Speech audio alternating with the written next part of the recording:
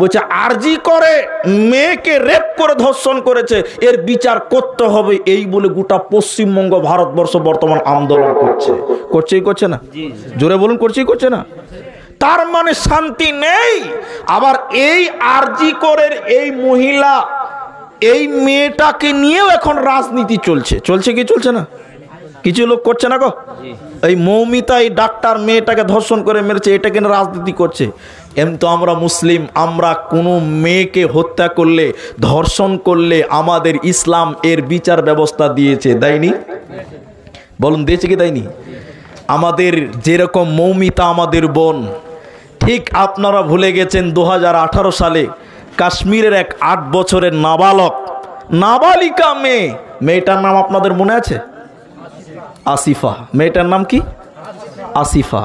সেই মেয়েটাকেও রেপ করেছিল কয়েকদিন। 8 বছরের বাচ্চা মেয়েকে বেঁধে গণধর্ষণ করেছিল কয়েকটা নরপশু, 7 জন 6 জন লোক তাকে, ওই 8 বছরের মেয়েটাকে ধর্ষণ করেছে। ওইটা মুসলিম মেয়ে, তার নাম আসিফা। ওইটাও আমাদের বোন, সে আমার কালেমার বোন, সে আমার ইমানের বোন। আর কলকাতা আরজি করে যে মেয়েটাকে ধর্ষণ করে, রেপ করে, গণধর্ষণ করে হত্যা করেছে, এই মেয়েটা হচ্ছে আমাদের মানবতার বোন। ঠিক কিনা জোরে বলুন? ওটা আমাদের ইমানের, এটা আমাদের মানবতার। এ মানুষ সারা পৃথিবীতে শান্তি পাবেন না। এই জন্য আরজি কর বলুন, আসিফা বলুন, আমরা প্রতিটি মেয়ে আমাদের মায়ের জাত, আমরা তাদের সম্মান করি, তাদের পক্ষে আমরা।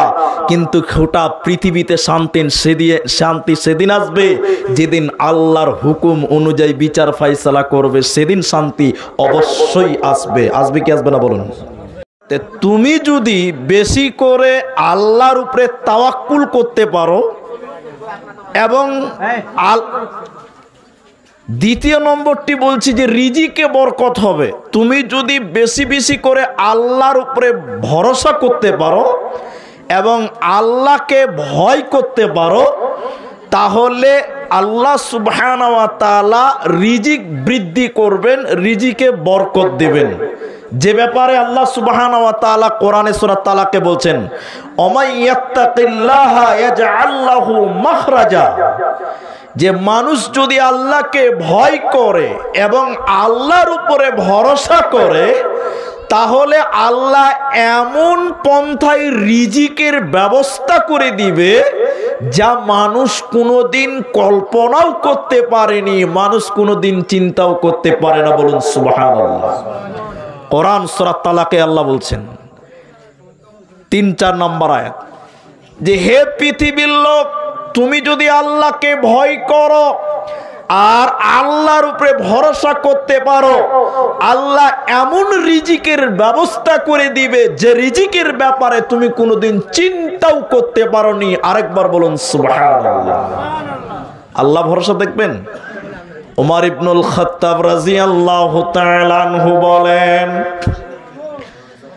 নবীজি বলেছেন, হে পৃথিবীর লোক, তোমরা যদি যথাযথভাবে আল্লাহর উপরে তাওয়াক্কুল করো, আল্লাহর উপরে যদি তোমরা ভরসা করতে পারো পূর্ণাঙ্গ রূপে, তাহলে আল্লাহ তোমাদের পাখির মতন রিজিকের ব্যবস্থা করবেন। পাখির মতন রুজি আল্লাহ তোমাদেরকে দেবে যদি তোমরা পূর্ণাঙ্গ রূপে আল্লাহর উপরে ভরসা করতে পারো। পাখির মতন রিজিক দিবেন, তার মানেটা হলো বাঁশের ঝাড়ে দেখবেন বক বাসা বাঁধে, কদমের ডালে পাখিতে বাসা বেঁধেছে। দেখবেন একটা পাখি সকালবেলা যখন বাসা থেকে বের হয়ে যায়, ওই পাখির পেটে কোনো খাবার থাকে না। ওই পাখির জানা নাই যে কোন জায়গাতে তার রুজি রয়েছে। সকালবেলা খালি পেটে পাখি বেরিয়ে যায় রুজির অন্বেষণে, কিন্তু সুবহানাল্লাহ সন্ধ্যাবেলা দেখেন ভরা পেটে সে আপন বাসায় ফিরে আসে। তো নবীজি বললেন, উম্মতেরে তোমরা শোনো, তোমরা যদি পাখির মতন রুজি তোমরা নিতে চাও, তাহলে তোমরা পূর্ণাঙ্গ রূপে আল্লাহর উপরে ভরসা করো, আল্লাহর উপরে তাওয়াক্কুল তাওয়াক্কুল করো, ভরসা করো, আল্লাহ তোমাদের অনুরূপ রিজিক দিবেন, যেরকম রিজিক আল্লাহ পশু পাখিকে দেয়।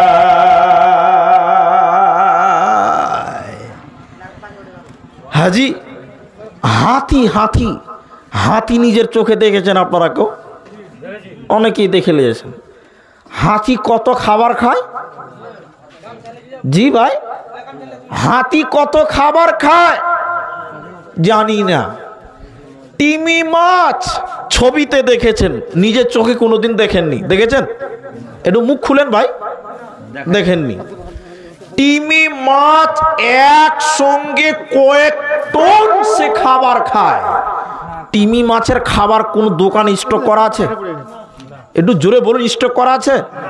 যে মোদির গোডাউনে ভরা আছে, নরেন্দ্র মোদির গোডাউনে তিমি মাছের খাবার? হ্যাঁ, আস্তে কথা বলেন। তাহলে তিমি মাছ একসঙ্গে একদিনে কয়েক টন খাবার গ্রহণ করে। একটা হাতি কয়েক বস্তা খাবার গ্রহণ করে একসঙ্গে, কিন্তু হাতির জন্য খাবার কেউ রেডি করে রাখে না, তিমি মাছের জন্য কয়েক টন খাবার কেউ রেডি করে রাখে না। কিন্তু দেখেছেন তিমি মাছ না খেয়ে মরেছে? খবর দেখেছেন? না। কেন বলুন তো? খাবার দেনেওয়ালা কে? সবাই বলুন। রিজিকের মালিক কে? আল্লাহ। ওমা মিন দাব্বাতিন ফিল আরদি ইল্লা আলাল্লাহি রিজকুহা। আল্লাহ তাবারাক ওয়া তাআলা কোরআনের ভিতরে সূরা হুদের 6 নম্বর আয়াতে আল্লাহ বলেন, জমিনে বিচরণকারী প্রতিটি প্রাণীর, প্রতিটি জীবের রিজিকের দায়িত্ব আমি আল্লাহ নিয়েছি। কিভাবে তাকে খাবার দিতে হবে, কোন জায়গা থেকে দিতে হবে, এই ডিউটি স্বয়ং আমি আল্লাহর। অতএব রুজির ব্যাপারে চিন্তা ভাবনা করতে হবে না, হবে না। শুকুন, শুকুন, শুকুন, আমি বলতে পারছি কিনা ঠিকঠাক? শুকুন বুঝেন তো? এখন দেখতে পাওয়া যায় না, একটা সময় খুব দেখতে পাওয়া যেত। শুকুন, ওর কোনো খাওয়ার এটিএমে রাখা আছে? জোরে বলুন, একটু বলুন না রে বাবা। কোন দিন একটা কার গরু মরবে তো ওইটাই খাবে, ওর কোথা খাবার আছে ও নিজেও জানে না। কিন্তু শুকুনকে না খেয়ে থাকতে দেখেছেন? যে না খেয়ে মরে গেছে? না। সবাই আরেকবার মহব্বতের সঙ্গে বলুন, তাহলে রিজিকের মালিক কে? আল্লাহ। ভরসা করবো কার কাপড়ে? আল্লাহর উপরে। তাহলে আল্লাহর আইন মেনে চললে রিজিকে বরকত হবে, আর আল্লাহর উপরে ভরসা করলে রিজিকে বরকত হবে। সবাই ভরসা করব কার উপরে? আল্লাহর উপরে, ইনশাআল্লাহ। কিন্তু আমাদের ভরসা আছে? এই মুসলমান, আমাদের ভরসা আছে? নাই। দেখবেন তার বাস্তব প্রমাণ দিচ্ছি। আমি আস্তে আস্তে রাস্তা গুলমালি দিয়েছিলাম এই রসাখোয়া থেকে এইটুকু জায়গা। একটা ছেলে রসাখোয়াতে দোকান দিয়েছে, এদিকে তাকান আমার দিকে, আপনারা যদি ওদিকে গল্প করেন তো মুশকিল হবে। তো রসাখোয়াতে দোকান দিয়েছে, নতুন দোকান, ভালো বেচা কিনা হয় না। তা আস্তে আস্তে হবে, পরিচিতি হবে, মানুষ জানবে, তবেই তো দিন দিন বাড়বে না। ঠিক বললাম না? ভুল বললাম? তো নতুন দোকান বেচা কিনা হয়েছে না 2 মাস 3 মাস। 3 মাসে যখন দেখছে না কোনো উন্নতি হচ্ছে না, তখন ওই ছেলে দোকানদার টুক করে মসজিদের ইমাম সাহেবকে বলছে, মুলি সাহেব একটা তাবিজ দেন, দোকানে ঝোলাবো, দোকানে বরকত হয়েছে না। এরকম অনেক জায়গা তা আছে, আছে কিনা? হ্যাঁ না বলুন। আচ্ছা বলুন, তাবিজ কি বরকতে, তাবিজে কি বরকত আছে না? বরকতের মালিক কে? সবাই বলুন আল্লাহ। তাহলে তাবিজে কোনোদিন আপনার আমার বরকত আনতে? তো যে ছেলেটা বিশ্বাস করেছে যে না তাবিজেই বরকত, ওর বরকতে, ওর রুজিতে কোনোদিন বরকত হবে না। নাম্বার 3, রিজিকে বরকত নিতে গেলে বেশি বেশি করে ইস্তেগফার করা। আব্দুল্লাহ ইবনে আব্বাস রাদিয়াল্লাহু তাআলা আনহু তিনি রাবি, তিনি বয়ান করছেন, নবীজি বলেন, কোন মানুষ যদি বেশি বেশি করে ইস্তেগফার করে, ক্ষমা চাই, তওবা করে, আল্লাহ আল্লাহ তার যাবতীয় মুসিবতকে দূর করে দেয়, আল্লাহ তার বালাকে দূর করে দেয়, বিপদকে দূর করে দেয়। শুধু তাই নয়, আল্লাহ তাকে অকল্পনীয় রুজির ব্যবস্থা করে দেয়, যে রুজির ব্যাপারে সে কোনোদিন চিন্তা করতেও পারেনি। ওতে বেশি বেশি ইস্তেগফার করো, নিজের মনটা হালকা হবে, আল্লাহ বিপদকে দূর করে দেবে। শুধু তাই নয়, আল্লাহ আপনার রুজির ব্যবস্থা করবে। আল্লাহর কাছে ক্ষমা চান। পাপ হয়ে গেছে তো নিজেকে খুব অপরাধী মনে করছেন, এইটা পাপ সেটা পাপ হয়েছে। 2 রাকাত নামাজ পড়ে কান্নাকাটি করে আল্লাহকে কান্নাকাটি করে বলুন, আল্লাহ আপনার সামনের বিপদকে দূর করে দিবেন, আল্লাহ আপনার রুজির ব্যবস্থা করে দিবেন, ইনকামের পথ তৈরি করে দিবেন। বলুন সুবহানাল্লাহ। শুধু তাই নয়, আমি শর্টে বায়ানটা আগিয়ে নিয়ে যাব, আকাশের অবস্থা ভালো নয়, একটু ধৈর্য ধরতে হবে। 3টা বললাম, 4র্থ নম্বরটা শুনে এলেন, বিবাহ। ভিতরে এসে বসেন ভাই। এইটুকু ভরসা আল্লাহর উপরে করেন যে আল্লাহ ব্যবস্থা করবেন। এখনই যদি এই ভরসা হয় তো কেমন হবে? জি একটু ধৈর্য ধরেন, সবাই ভিজবো। জি গরমের দিন, এখন তো শীতের দিন নয়। দেখেন আপনার এদিকে বসেন, আপনারা দেখেন, বিবাহ, বিবাহ করলে বরকত হয়, রুজির ব্যবস্থা হয়। এটা আপনারা বিশ্বাস করেন? বিশ্বাস আছে তো? বিবাহ করলে আপনার কামায়ে বরকত হবে। আমি আমার স্ত্রী আপনাদের গ্রামে নিয়ে এসেছি আজকে, কারি সাহেবের বাড়িতে মেহমান হিসেবে আমার স্ত্রীকে নিয়ে এসেছি। আমি যেদিন বিয়ে করিনি, বছরে খুব বেশি জালসা করতাম তো 80-90টা। কটা বললাম? 80-90টা। আর এখন বিয়ে করেছি, আমি কটা জালসা করছি হিসাব দিতে আপনার গ্রামে আসেনি। আপনারা সবই বুঝেন বা সবই জানেন। এখন আমাদের 200+ জলসা বছরে হয়েছে, তো বরকত হয়েছে কি হয়নি? একটু হ্যাঁ না বলুন। তাহলে বিয়ে করলে বরকত হবে। কেন হবে? কেন হবে এটাও আপনাকে বুঝতে হবে। আপনার বাড়িতে যতদিন বিয়ে করেননি আপনি কামাই করেছেন, আল্লাহ রুজি রেখেছে আপনারটা। এখন বিয়ে করে একটা মেয়ে আপনি নিয়েছেন, তার দায়িত্ব আপনি নিয়েছেন, ওই স্ত্রীর রুজির ব্যবস্থাটা আল্লাহ আপনার মাধ্যম দিয়ে করবে। সুবহানাল্লাহ বলুন। বিয়ে করলে বরকত হয়, তার আরেকটা ইতিহাস শুনবেন? তাহলে শুনেন, খুব মন দিয়ে শুনবেন, মা বোনেরা শুনেন। রসুলের কাছে মানুষেরা বিভিন্ন মুসিবতে পড়ে বিপদ আপদের সমাধানের জন্য আসতেন না? এক লোক এদিকে দেখেন ভিক্ষা করছে, ওলামা একরাম আছে। আল্লাহ রসুল বলছেন, এই ভিক করছো কেন? অভাবী মানুষ, গরিব মানুষ। ভিক্ষা করা ভালো কাজ নয়। কথা কি মনে রাখছে? ভিক করা মহাপাপ। এটা একটা বই সালাফি বর্ণ পরিচয় লেখা হয়েছিল, আইনুল বারী হাফেজাহুল্লাহ। ভিক করা মহাপাপ। শুনেন, একটা লোক ভিক্ষা করছে, তো আল্লাহ নবী বলছেন ভিক্ষা করছো কেন? বলে গরিব মানুষ। আমার দিকে এক খেলা তাকিয়ে থাকুন, কিচ্ছু নাই। বলে একটা চাদর আছে, আমি শর্ট করছি। চাদরটা এদিকে দেখেন, আল্লাহ নবী মসজিদের চাদরটা নিয়ে এরকম করে বলছেন, কে কিনবে? আমরা কিনবো। ক টাকা তুমি দেবে?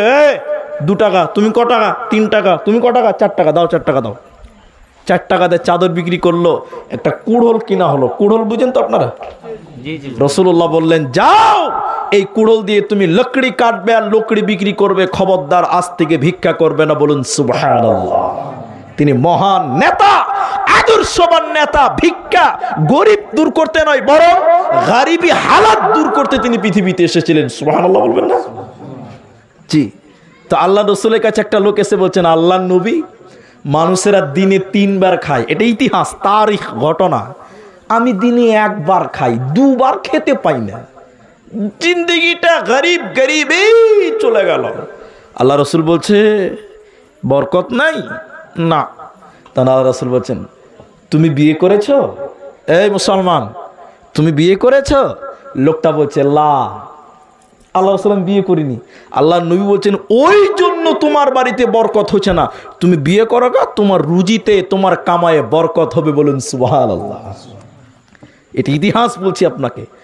লোকটা বিয়ে করতে বলেছে, যেমন তেমন জিনিস ও থামবে? ও বাড়িতে যে বিয়ে করেছে, ও একবার খায়, দুবার খেতে পায় না, এখন বিয়ে করেছে, ওই একবার কার খাওয়ারটা ওর স্ত্রী খেয়েছে, ওর স্ত্রী দুবার খায় না, ও টোটালি 3 বার খায় না।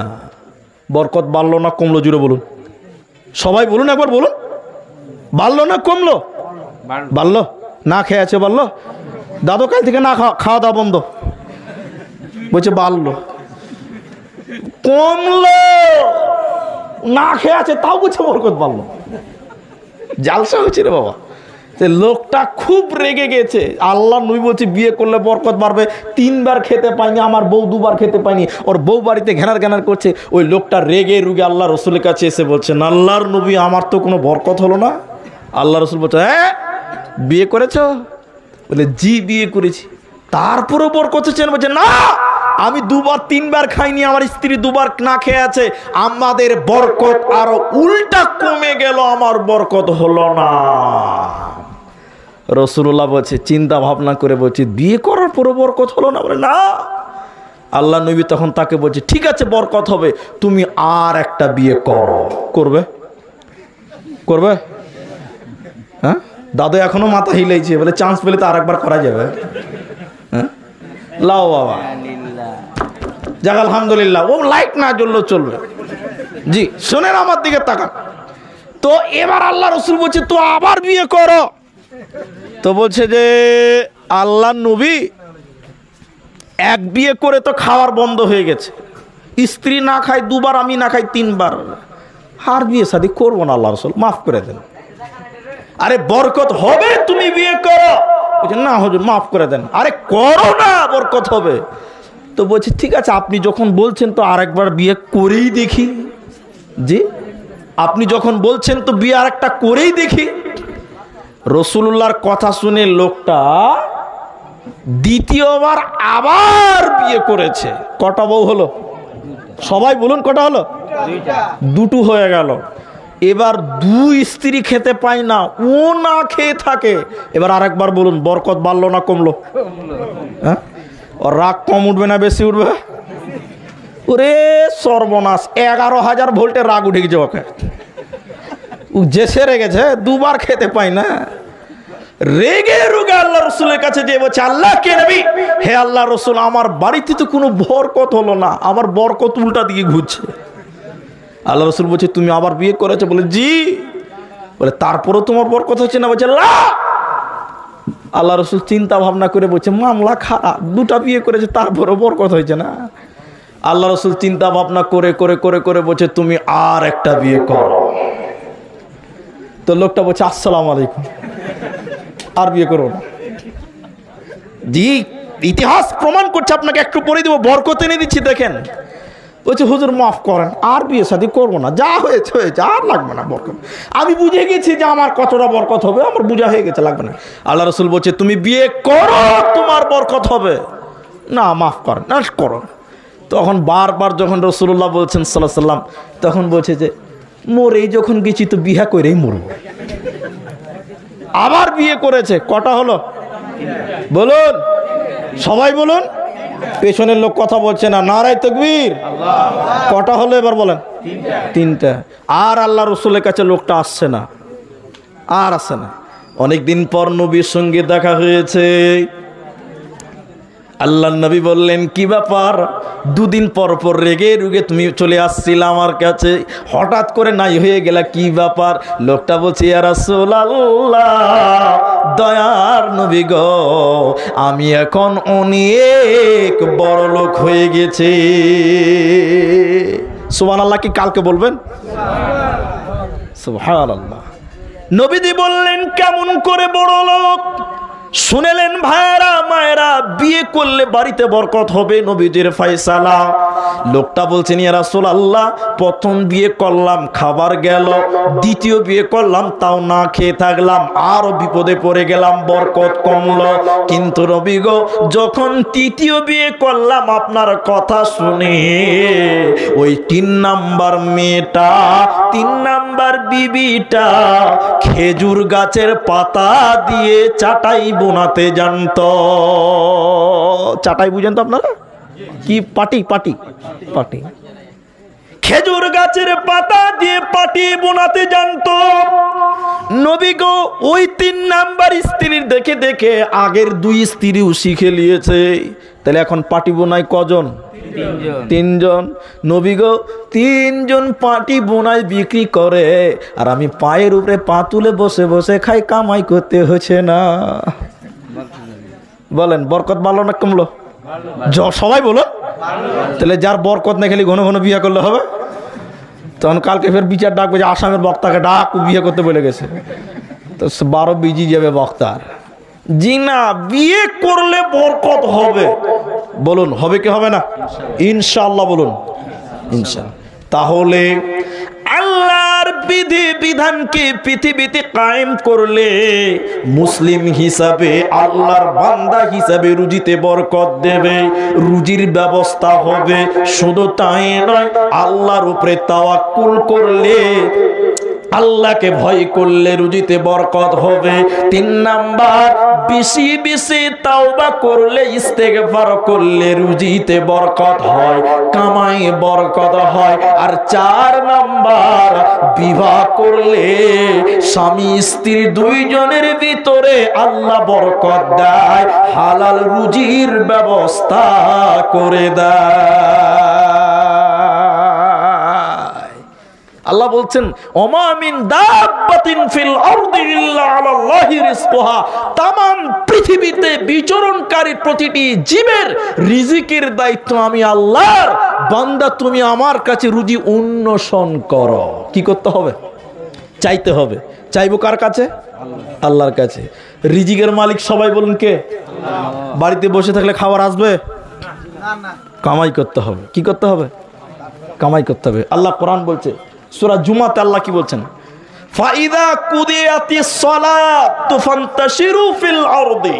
আল্লাহ বলছেন যখন তোমাদের সালাত হয়ে যাবে, নামাজ হয়ে যাবে, তো ফান্তাশিরু ফিল আরদি, তোমরা জমিনে বিচরণ করো, বেরিয়ে যাও। অবতাগু মিন ফাদলিল্লাহ, আল্লাহর হালাল রুজি অন্বেষণ করার জন্য বেরিয়ে যাও। তাহলে রুজির মালিক আল্লাহ, কিন্তু আমাকে কামাই করতে হবে। ঠিক কিনা বললাম? আল্লাহ মুখে তুলে দিবে না, আল্লাহর কাছে চাইতে হবে এবং অন্বেষণ করতে হবে। মাঠে ঘাটে আপনি কামাই করবেন তো আল্লাহ রুজিতে বরকত দেবে। আরেকবার বলুন সুবহানাল্লাহ। 5 নম্বর শুনেলেন, নবীজি বলছেন রুজিতে বরকত। বরকত কি জিনিস শুনেলেন আমার মায়েরা? বরকতে গুরুত্বপূর্ণ জিনিস। আল্লাহ তাবারাক ওয়া তাআলা বলেন দান সাদকা করলে আল্লাহ তাতে বরকত দেয়। আমি কালেকশন করছি না, তবে আপনাকে তরজমাটা শুনিয়ে দেই। আল্লাহ তাবারাক ওয়া তাআলা বলেন ইয়ামহাকুল্লাহুর রিবা ওয়া ইউরবিস সাদাকা। আল্লাহ বলছেন আমি সুদকে ধ্বংস করে দিই, রিবাকে ধ্বংস করে দিই, আর আমি সাদগাকে বাড়িয়ে দিই। তাহলে দান সাদগা করলে আল্লাহ বৃদ্ধি করে দেয়, আর সুদের কারবারি করলে আল্লাহ বরকত কমিয়ে দেয়। মৌলভী সাহেবদেরকে দাওয়াত খিলিয়েছেন, গরিব মানুষকে দাওয়াত খিলিয়েছেন, এতিমকে দাওয়াত খিলিয়েছেন, খিলাইলেও আল্লাহ বাড়িতে বরকত দেয়। সুবহানাল্লাহ বলুন। দেখবেন এই ঘটনা যদি না শুনেন তাহলে বরকত বুঝতেই পারবেন না, আপনাকে বুঝাতে পারবো না। খন্দকের যুদ্ধের ঘটনা বলছি। খান্দাকের যুদ্ধে সাহাবায়ে কেরাম মাটি খনন করছে, গর্ত করছে। ইতিহাস বলছি আপনাকে 3 দিন পর্যন্ত কেউ কেউ খেতে পায় নাই। সুবহানাল্লাহ। সাহাবায়ে কেরাম কদিন বললাম? 3 দিন পর্যন্তও খেতে পায়নি এমন সাহাবী আছে। এই মরুভূমিতে, এই শুনেন, এবছর হজের সফরে প্রায় 1300 হাজি মারা গেছে। কত হাজি বললাম? 1300। কেন জানেন? সৌদি আরবে অনেক গরম ভাই, অনেক গরম। তাহলে সেই নবীর জামানায় ফ্যান ছিল না, এসি ছিল না। এই মরুভূমির গরম উত্তপ্ত বালুতে সাহাবায়ে কেরাম 3 দিন পর্যন্ত না খেয়ে তারা গর্ত খুঁজছে, খনন করছে। বলুন সুবহানাল্লাহ। আমি সুবহানাল্লাহ বারবার বলাচ্ছি, বিরক্ত হচ্ছেন আপনারা? নেকি হবে, নেকি হবে, বিশ্বাস করুন নেকি হবে। তো আমি যেটা আপনাকে বলছি, আল্লাহ তুমি ভরসা, আল্লাহুম্মা হাওয়ালাইনা ওয়া আলাইনা, যেটা আমি বলছি আপনাকে, দেখেন একটা পাথর গর্ত করতে করতে বিরাট বড় একটা পাথর বেরিয়েছে, সাহাবা একরাম ভেঙে তুলতে পারছে না। বুঝতে পারলেন কথাটা? সবাই চেষ্টা করছে, তুলতে পারছে না। শেষের বেলায় সাহাবা একরাম চলে গেলেন নবী মুহাম্মদুর রাসূলুল্লাহ সাল্লাল্লাহু আলাইহি ওয়াসাল্লামের কাছে। আল্লাহর নবী, একটা পাথর আমরা বের করতে পারছি না, ফাটাতেও পাচ্ছি না, একটু আপনি যদি চেষ্টা করে দেখতেন। সুবহানাল্লাহ। আল্লাহর নবী গেলেন, এদিকে দেখেন মায়েরা নিজের হাতের কুড়োল দিয়ে নবীজি ওই পাথরে যখন বিসমিল্লাহ বলে আঘাত করলেন, পাথরটা সঙ্গে সঙ্গে ভেঙে টুকরো টুকরো হয়ে গেল। আল্লাহর নবী যখন এরকম করে মারছেন, এদিকে দেখেন আল্লাহ রসুলের পেট থেকে কাপড় উঠে গেছে। আর হযরতে জাবের রাদিয়াল্লাহু তাআলা আনহু দেখতে পেলেন যে আল্লাহর নবী কতদিন যে খাই নাই, খিদার যন্ত্রণায় রাসূলুল্লাহর পেটে পাথর বানা আছে। বলুন সুবহানাল্লাহ। আজকে দিনাজপুরে বাস করছেন, সপ্তাহে 3 কেজি গরুর মাংস, তারপরে দেশি মুরগি, পোলট্রি মুরগি। এখনো দেখেন ইসরায়েল আর হামাস, ওই হামাসের শিশু বাচ্চারা না খেতে পেরে তারা পেটে পাথর বেঁধে রেখেছে। আমি নিজে সোশ্যাল মিডিয়াতে ছবি দেখেছি। রাসূলুল্লাহ সাল্লাল্লাহু আলাইহি ওয়াসাল্লাম কতদিন খেতে পায়নি, খিদার জ্বালায় পেটে পাথর বাঁধা আছে। এই দৃশ্যটা দেখেছে হযরতে জাবের রাদিয়াল্লাহু তাআলা আনহু। জাবেরের অন্তর কেঁপে উঠেছে দৃশ্যটা দেখে। নবীতে না খেয়ে আছে, পাথর বানা আছে, বাড়ি যেতে পারবে না। রসুলের কাছে কনই বিনয় করে অনুরোধ করে বলছে, হুজুর জরুরি প্রয়োজনে একটু বাড়ি যেতে হবে, অনুমতি চাই। রসুল বললেন যাও। মা বোন, জাবের বাড়িতে যে ওর স্ত্রীকে বলছেন, ও বিবি আমার, নবীজি কতদিন যে খেতে পাইনি আমি জানি না, তবে দেখলাম বিশ্ব নবীর পেটে খিদার জ্বালাই পাথর বানাছে। হযরত জাবের তার বিবিকে বললেন, বিবি রে, বাড়িতে কোনো খাবার আছে কি তুমি বলো। বিবি রে, বাড়িতে কোনো খাবার আছে কি, নবীজিকে আমি দাওয়াত করব, কতদিন পর্যন্ত খাইনি। নবীজি খিদার জ্বালাই পেটে পাথর বেনেছে। হযরতে জাবেরের স্ত্রী কি বলছে, কয়েকটা জব আছে আর একটা ছোট্ট ছাগলের বাচ্চা আছে। সেই যে খন্দকের মাঠে সাহাবা একরাম গর্ত করছে, ওখানে কতটি সাহাবী আছে জানেন? 1000 সাহাবী আছে। কতটি আছে বলুন? হযরতে জাবের ছাগল জবাই করে মাংস রেডি করলেন, রান্না করেনি। আর ওই আপনার জবটি বের করে দিয়ে বললেন, ঠিক আছে আমি নবীকে দাওয়াত দিব। এইদিকে দেখেন, এই কথাটা ভালো করে শুনেন। হযরতে জাবের স্ত্রী ওর জাবেরকে বলছে, দেখো সাহাবা একরাম তো অনেকজন, প্রায় 1000, সবাই যেন শুনতে না পায়, তুমি রাসূলুল্লাহর কানে কানে বা আস্তে করে জাপত দিবে, কারণ যা মাংস আছে 2-4-5 জন খেতে পারবে, তার বেশি পারবে না। হযরতে জাবের বলছে, ঠিক আছে আমি রাসূলকে গোপনে গোপনে দাওয়াত দিব।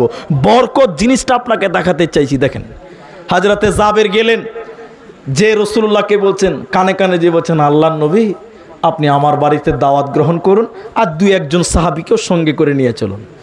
রসুলকে যখন কানে কানে দাওয়াত দিয়েছে, রাসূলুল্লাহ দাঁড়িয়ে গিয়ে বলছেন, তোমরা কাজ বন্ধ করো, জাবের তোমাদের সবাইকে দাওয়াত দিয়েছে। জাবের কইছে, সর্বনাশ, 2-4-5টা লোকের খাবার 1000 লোককে দাওয়াত দিয়েছে।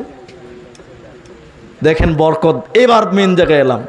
জাবের চিন্তায় দৌড়তে দৌড়তে বাড়ি, और स्त्री के जे घटना बोलছে और स्त्री के যে তোমাকে যে বললাম আস্তে আস্তে বলতে, জাবের বলছে আমি তো আস্তেই বলেছিলাম, রাসূলুল্লাহ দাওয়াত দিয়েছে তো কি করব। সুবহানাল্লাহ, আগেই বলুন, বলুন সুবহানাল্লাহ। হযরতে জাবের স্ত্রী বলছেন নবী দাওয়াত দিয়েছে, মেহমান নবীর আল্লাহ ইজ্জত রক্ষা করবে। সুবহানাল্লাহ। আল্লাহর নবী এলেন 1000 সাহাবীকে নিয়ে। কজন বললাম? সবাইকে গেটে দাঁড় করে দিলেন, বাড়িতে ঢুকে না।